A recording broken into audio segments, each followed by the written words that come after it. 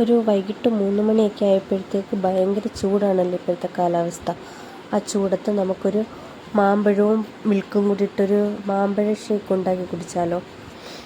First 3 മാമ്പഴമാണ് ഞാൻ എടുത്തിരിക്കുന്നത്, പിന്നീട് മുരളിയുടെ ഒരു ഓവർ പാലും.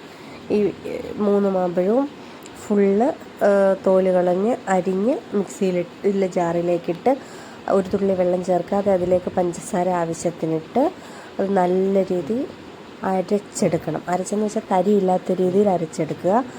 അരച്ചെടുത്തതിന് ശേഷം അതിലേക്ക് നമ്മുടെ പാലൊഴിച്ച് കൊടുക്കണം. ഒരു തുള്ളി വെള്ളം ചേർക്കാതാണ് ഞാൻ പാലൊഴിച്ച് കൊടുത്തത്. നല്ല പൾപ്പി ഫോമിൽ നമുക്ക് കിട്ടണം, അതുകൊണ്ടാണ്. പാലൊഴിച്ച് കൊടുത്തതിന് ശേഷം അത് ഒന്നും കൂടെ മിക്സിയിലടിക്കണം.